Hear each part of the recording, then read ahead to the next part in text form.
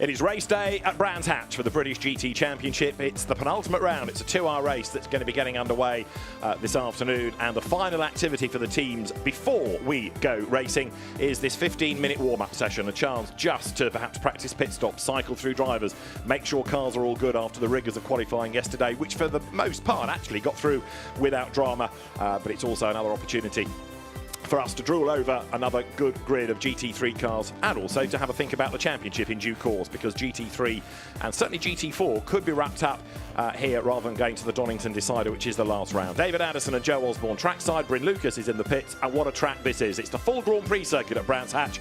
Joe Osborne, it's a real driver's old school circuit. It really is. The start of the circuit, part of the Indy track, turns 1, 2 and 3. Then we go on to the GP loop, and it suddenly changes character quite quickly out the back, and that's why the drivers love it. It's fast, it's flowing, it's a fast-paced lap. Expect GT3 cars in the race to be in the 1-minute 23s. So for 2 hours, that pace will be frenetic. And of course, a pit stop in the middle for all the cars on the grid, and that can be where you can win and lose a lot of time also.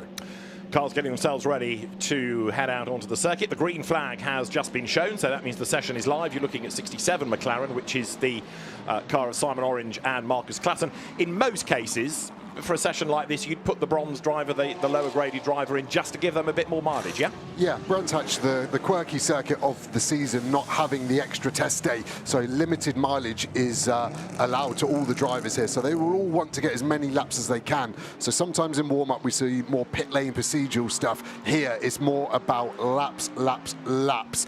So it's important for those drivers to get their eye in, because the next time they sit in the car, it will be race, and that needs to make sure everything's being covered off and there's no issues whatsoever for them.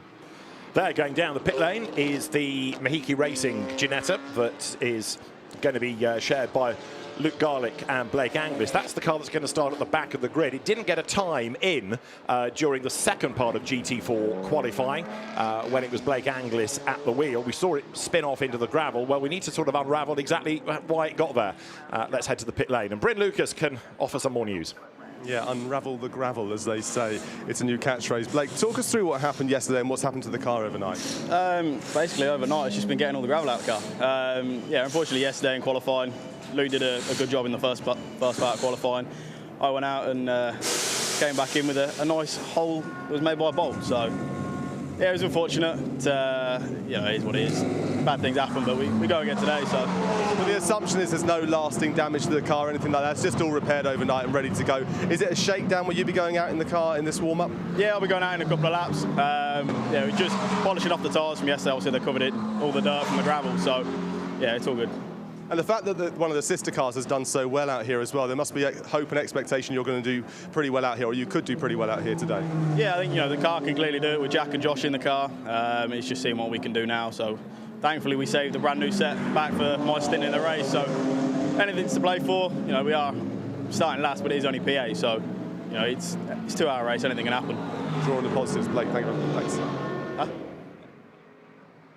And this is what happened yesterday. Not that car, but in a moment you'll see arriving backwards after, as you just heard, a hole, thanks to a bolt, caused the car to spin. And as it spun, Joe, the tyre came off the rim. Yeah, it was pretty dramatic, wasn't it? And high-speed entry there into Sterling's as well. So luckily the teams are allowed what's called a joker tyre. So when there's been force majeure, they will go to Pirelli, show that, and they'll be allowed a new tyre in replace of that. Blake also saying they've kept a new set for his stint in the race. So letting their strategy go, but keeping a new set can be worth as much as 6 to 7 seconds for a driver in that second stint. So worth having. And here was a very quick car in the hands of Tom Wood, fastest out of anyone in the pro session, and that's going to be a theme, isn't it? Dust kicked up in the face, and we saw a dirty track as well in qualifying yesterday. Andrew Howard at the wheel of the Beech Dean Aston Martin. They could be Silver Am champions today, Andrew and Tom Wood. In these nice, hot, sunny conditions during the pit lane walkabout. Beech Dean giving away ice cream first thing this morning, which was a real hit.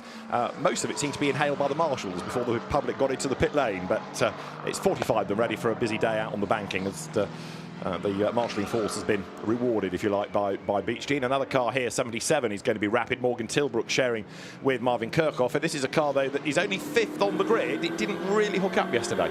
Yeah, it was the top McLaren, wasn't it? But Yeah. it just didn't seem to get going as we ride on board now. That Optimum car diving down the hill.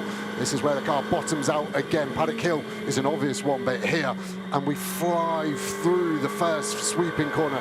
Now Westfield, we're really out in the sticks here, and you've got to try and get it onto the apex curb. And the exit curb there quirkily drops away from you. Now we dive through Dingledale. We've got to get it over the apex curb again here. You can see how narrow it is. This is where the Ginetta went off in the gravel.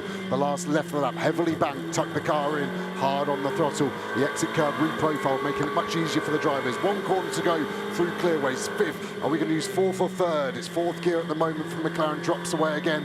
Easy to drop it in the gravel and send it into the pit wall. But suddenly you see the drivers are never going in a straight line. All the straights here have a slight kink to them, and you're always setting up the next corner. It is such a mentally draining circuit here. There is no chance to relax, and it's one of the drivers' favourites, as we keep saying, and you can see why as we ride on board. Now the session has had the first 5 minutes elapsed. This is the car that leads the championship within GT3, the 2Cs Mercedes AMG of Cian Jewis and Charles Dawson. Mercedes has not had an outright victory around Brands Hatch Grand Prix circuit. And the expectation was that this car was going to be up at the pointy end of the grid. Well, it's only sixth. Charles Dawson had a trip off the road. Cian Jewis had a trip off the road as well. So because the grid is based on the combined best time of the two drivers, it finds itself sixth. And today is going to be all about salvaging points. It's hard to imagine them winning the championship today from sixth on the grid. Yeah, and it's tough to overtake round here, and it's tough to overtake cleanly as well. And the problem is when you're in that mid part of the pack, suddenly you get caught up in other people's accidents as well. So Dawson will be too aware of that issue as well. We rode on board of the McLaren earlier. This is now the Mercedes, very different beast of a car. Engine in the front, both V8s, but the McLaren with the engine behind the driver allows the driver better traction, but worse turning. Whereas the engine in this Mercedes, being over the front axle, gives the driver more confidence to turn the car in at speed. So now, as we fly through Hawthorns, the driver's able to get it in, tucked in nicely. Dawson looking relaxed behind the wheel, then into Westfield. Slightly harder because it's a blinder entry than some of the other corners out there, and that makes it difficult for the drivers to commit. And what a great shot to show you how much topography there is. We lost sight of the car as it dived down the hill. Now we go back on board. Do we hear much bottoming out here? Because yesterday we saw this car go off twice in qualifying. And for me, the ride height was too low and it was taking grip away from the driver. It didn't sound too bad. There's a big bump here as we come back onto the Indy track. Mercedes rides it well, and the big grunt of that V8. No turbo, of course, in the Mercedes either, so it sounds glorious on a Sunday morning here.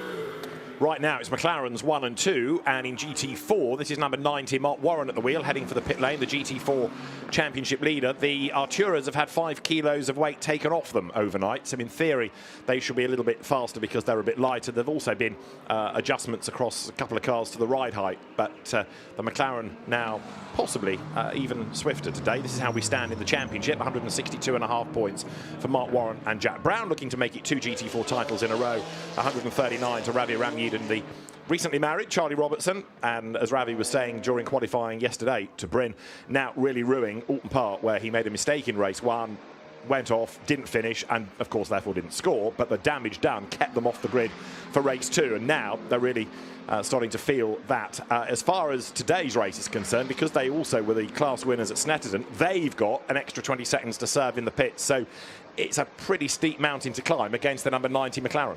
Yeah, and they'll be praying for a safety car around the pit window or just after to close that gap back up.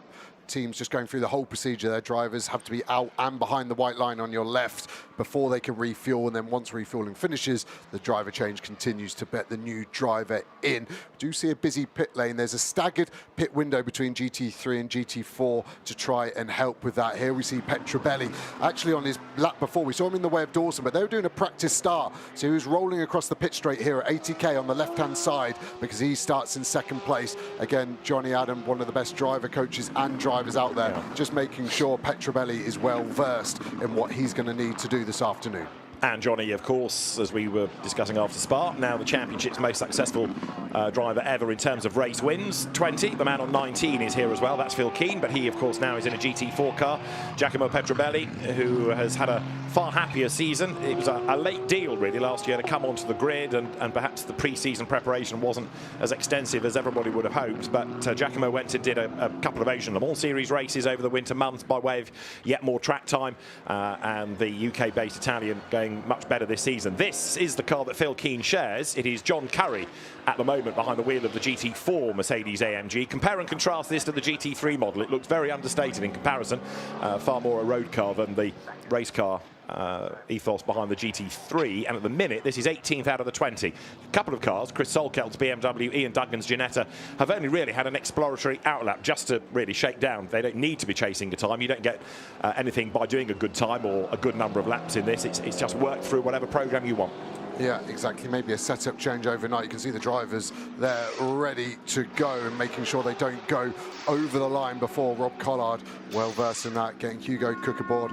4 tyres being changed. You can see how tight they are to the road. Rig there, Barwell. That might be something the mechanics want to change. It's there's plenty of time to do it, but as soon as one thing goes wrong, you get that snowball effect. You can see the drivers there getting their belts on, the wheel guns loud. The good drivers are counting the tyres that have been done, so you know how much time you've got left. They've got the rear right still to go by my math, so we'll hear it go and then they go. They've actually double stacked there, so they may be practicing worst case procedure where they'll need to do a pushback. Only 4 mechanics can touch the car before that car will go.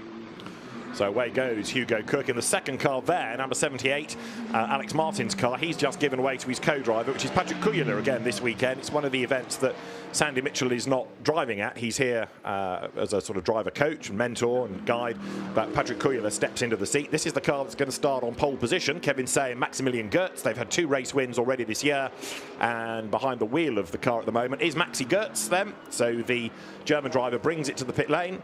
Kevin Say, the man from Macau, who doesn't do a great deal of racing other than British GT, was good in his session yesterday. Maxi Goertz, likewise. They were winners at Alton Park. They were winners last time out at Snetterton. So they need to really try and get away and build up as big a gap, bearing in mind they're going to lose 20 seconds against the opposition in the pits. On 15 seconds is Alex Martin's Lamborghini, and on 10 is the number 1 Rob Collard Hugo Cook Lamborghini. This is 97 then, so Tom Wood has taken it over. Tom Wood, the lap record holder. They're 3.5 points up over Johnny Ip within the Silver Am contest. They could take the title today, but that Honda has been capable of some good results. Yeah, it's been getting quicker as the season goes on, very strong in a straight line as well. So if they can start to get a run on people, the overtaking for that car will be easier than others because their lap time is being generated by straight line speed rather than aero performance. And a great addition to the British GT grid, one of the rarer GT3 cars, the Honda NSX. Podium finish at Alton Park in that wet-dry race. So now heading down towards Clark Curve comes the Honda, and run by the Bridger Motorsport team. It's Jay Bridger, patron, behind the wheel. Chewing it. Johnny Ip has been racing in this country in the past in single-seaters, but switching to GT cars this year. Now there's a snapshot of what you get in the race. GT3 nose to tail behind a GT4 car. The Porsche is Sven Müller at the wheel, who's been a real asset to the championship. Hasn't had a victory. It's been a tough season really for the TPR Porsche, but Sven Müller and Nick Jones have given it their all, and again, sit back and enjoy watching Sven Müller at the wheel because he's an absolute Porsche specialist. Yeah, aggressive as well. We keep saying that, don't we? Especially in GT World Challenge. Someone else that's aggressive is the car in front, Marcus Clutton. Doesn't mind getting his elbows out, and he's being sailing close to the wind. He's picked up a few behaviour warning points, which then does carry over a grid drop if you amass too many. So he will be wary of that. With only 1 round to go, it starts to ease off slightly, but you have to be careful. And the SRO team, all the officials, doing a good job, I think, in the modern day GT era, keeping the drivers clean rather than just getting allowed to do what they want, as Nick Jones, the teammate to Sven Müller aboard that Porsche, looks pensively on, as it should just be a warm-up and relax. But yeah, it's a pretty punchy lap so far from Sven Müller. You say about Marcus Clutton getting his elbows out. He's doing it against a stopwatch now because he's done an absolute best within the first sector. Marcus Clutton in the McLaren just up the road ahead of this Porsche. Sven Müller then has something to gauge himself against. he won't have done that many laps around Brands Hatch in the past, because the only thing that would have raced here is World Challenge Europe, which he would have had a part of. So for Sven, many new circuits, or circuits with limited previous visits to, have been on the calendar for him, but he's always been rapid, and he accelerates now out of Stirling's, that slightly banked and cambered left-hander down under the bridge, past Clearways into Clark Curve. The clock has got just about another lap available to the drivers, 90 seconds of it to go, and the best lap is a 1:23.3 to Marcus Clapton, who's about to come over the timing line, and that lap was a 23.395, so just 500ths down. Sven Muller goes through in the 24s there. Number 69, Ginetta, goes up through 30s. Luke Garlick at the wheel of the car that's going to start at the back of the grid. So Luke Garlick is going to be the start driver, and Garlick's going to have to chop his way through the field, isn't he, to try and gain some places in GT4. Yeah, and he's jumped in halfway through the season as well, which is difficult for him, and he'll be learning the car and just trying to get up to speed as best he can. Someone that doesn't need to get up to speed is the 17 McLaren at the moment. This is Luca Hopkinson. A few track limits yesterday in qualifying hurt, but he finished second in his session, and he's got the BMW, the Century car, with Charlie Robertson behind as well. So there's some almost mini races going on in this warm-up. It feels like the drivers just want to see where they are in the food chain, to see where they are pace-wise against their rivals. In the silver element of GT4, you can see how the championship looks. Just 4 points between Brandon Templeton and Chris Solkelt over Harry George and Luca Hopkinson, and it's their McLaren you're looking at now, number 17 seconds on the clock as well. Behind is number 71 BMW. Charlie Robertson is at the wheel of that car to the checkered flag. And the session is coming to an end. Tom Wood has just pitted. Martin Plowman in number 9. McLaren has come in as well. That car 6th in the times. Where are the Mercedes out of all of this? Well, Kian Jewis 7th and Maxi Goetz only 12th. Checkered flag out. Yeah, and Kirchhoffer takes a checkered flag, so you're right, Clutton and Muller snuck another lap in, which is nice and important, just getting your eye in. Next time they get in the car is halfway through the race, and it's always quite hard just to jump aboard. And here's this traffic. Robertson doing a good job in that BMW there in shot, just closing the door, and that's actually allowed the Aston Martin through on the Mercedes. They've switched positions. Yes, it's only warm-up, but that's a statement of intent for both GT3 and GT4. It looks like they're going to try and run 3 wide as the McLaren looks like it's going to pit. It does indeed. Around the outside goes Johnny Adam then, who wants to get to the checkered flag. 71 BMW passes the McLaren and then pits. In also comes Maxi Goetz, but Johnny Adam is going to try and do the lap. Useful to get through the traffic and assess what it might be like offline. You see how dusty it is as well offline. It was dusty yesterday, same again today. Been really dry, of course, in the area for quite a few days now.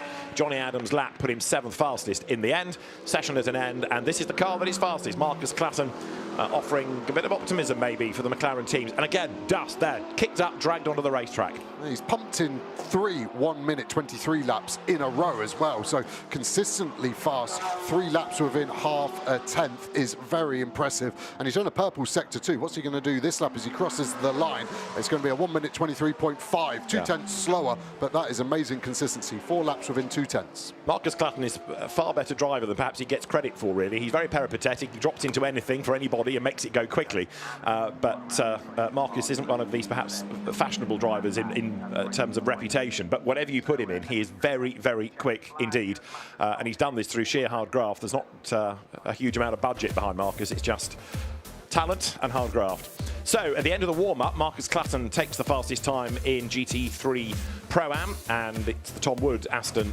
quickest in Silver Am. Marcus Clapton from Sven Muller and Tom Wood the top 3, Marvin Kirchhoffer 4th and Kian Jewis 5th, with 6th being the Hugo Cook and Rob Collard Lamborghini. As far as GT4 is concerned, fastest there was the Jack Brown, Mark Warren McLaren, Luca Hopkinson and Harry George's McLaren next, and then the Ginetta of Josh Miller and Jack Mitchell to round out the top 3. It's going to be a 1-stop race. It's going to start at 1 o'clock. We'll be with you for the build-up, and then a very significant race to determine the championships, of which, of course, it's not just GT3 and GT4, but all the Pro-Am and Silver categories within. So it's going to be a really important race in terms of taking a good haul of points and keeping out of trouble. But as far as the warm-up is concerned, this is the car that is fastest. Marcus Clapton does the top time. We'll see you just before 1 o'clock for the penultimate round of the British GT Championship.